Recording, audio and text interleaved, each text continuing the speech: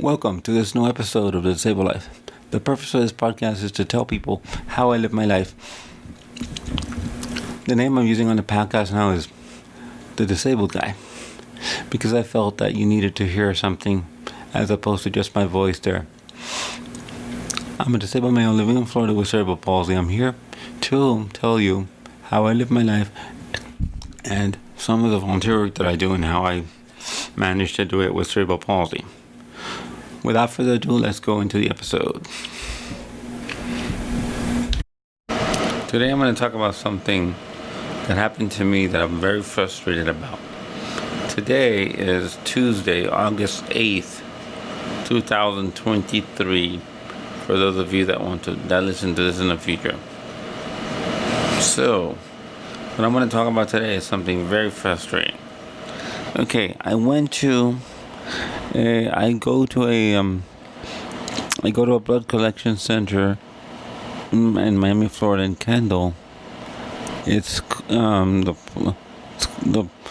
lab is called Quest Diagnostics. I don't mind saying this because this needs to change. Okay, let me go back a little bit. Before COVID, we had a situation where you could just go do a walk-in, get your service. That's much more convenient because as a person that's disabled that does not drive, I have to find a time and that somebody can take me also then have to make it valid. I say valid for the doctors to read it, because there can only be a month between the time that you get your blood test and the time they read it. If not, it's invalid. And when you have surgeries or procedures, it's even worse because it's 5 or 10 days. I believe it's 5 days. And that does not include weekends either. So let me go back to what happened today. Let me repeat. Today is Tuesday, August 8th. I had an appointment that I made. I called the automated system and I told them that I wanted an appointment at around 8:30. So I'm like, because you can never it's rare to get the exact time that you want. Sometimes you get it, but it's rare. So what I did is I went ahead and I gave me the closest appointment. It was 10:10. I said, okay, 10:10, good, because my mom and I don't have to get up so early. So I'm like, okay, fine. I had time to drink a cup of coffee, whatever, because I had no NPO requirements.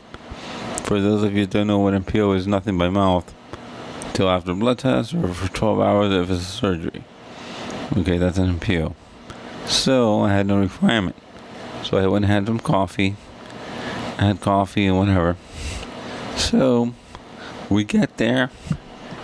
Okay, no. Let me explain the procedure on how what happens when you do the blood test. When you do the appointment, it asks you for the following information verbally, because you're on the phone. It asks you for your name, so you state your name,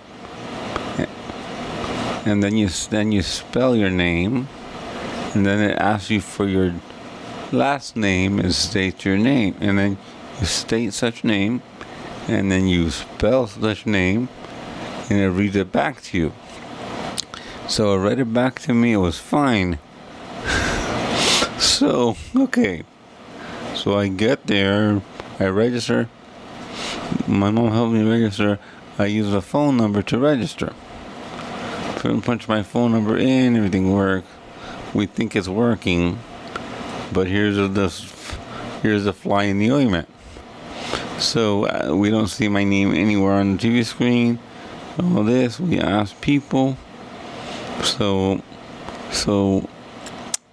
what happened was, So we find there's a crowd, a super long crowd of people. So we ask people and we ask workers. And they say, oh no, we're a 25-minute delay with all the appointments. So then it happened to be that they were understaffed today. Today being the 8th today's being the 8th, as I mentioned before. So they were understaffed. So I'm like, okay. So they gave me an appointment. They gave me a time of 11:10, which I was like, what happened? So my name wouldn't appear there. It would not appear there. So it was, for some unknown, odd reason, this happened twice to me. This is odd. Very, very, very odd. It was telling, okay, my name, so it was giving me a name of Leonard, it was giving me a name of Eidos as my first name. And I'm like, this is no. So, so we couldn't find anything. So then the girl, one of the ladies that worked there, bless her heart, took two people's IDs, including my own, which I don't like giving them my ID. And she goes, oh no, this is why. I'm like, oh jeez. So it was this annoying because this is not the first time this has happened. It's really frustrating when this happened. So, as you heard in my past episode, I had what they call it, denial, where I had to pay it and to pay a bill. So I put a payment plan on it because I can't afford to pay the full price, the full bill at once. So I'm like, okay, payment plan.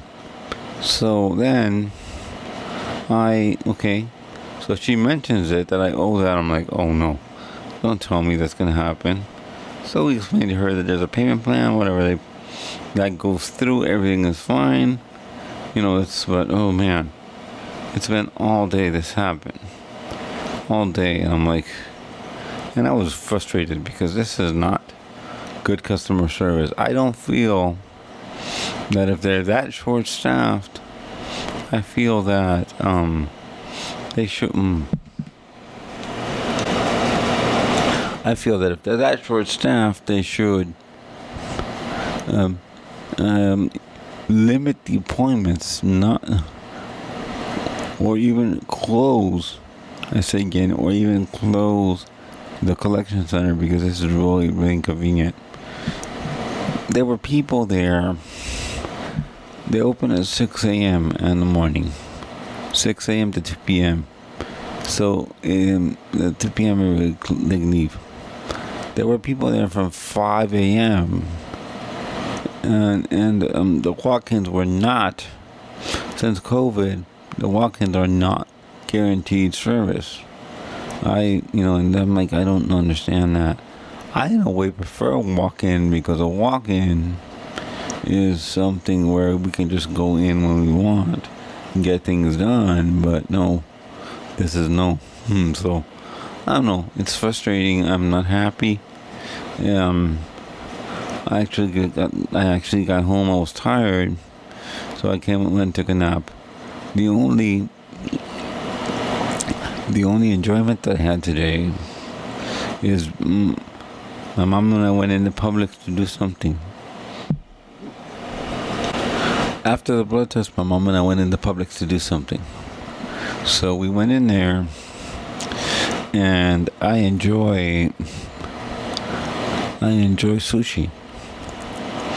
I will buy sushi from Publix periodically, but it has to be early in the morning. It has to be freshly made. So when I saw that the fishmonger, the fish maker, because she was making fish, she was preparing the sushi rolls. For those of you that don't know, they have special rice and things of that nature. I'll explain in another episode how sushi is made, because I've known it, I've seen it, and I also am going to tell you I enjoy it. Thank you to my sister. she took me one day from when she was in town, just her and I. We had a sushi lunch. It was so interesting. So I found that I enjoy it. So I went there and I'm looking around. We were hungry like crazy because I've been up since 7.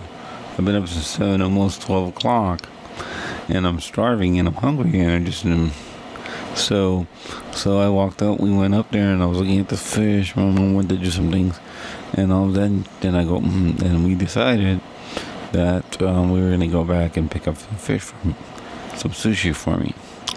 So we went ahead and picked up. And the nice thing that I saw is that my mom had eaten it before. Doesn't eat much of it, but she actually enjoys her tray. So with that, there was a couple of bad things going on. A couple of things that I did not agree with and enjoy, but actually it turned out a little bit better. The reason I'm recording this late, I normally don't like to record this late. It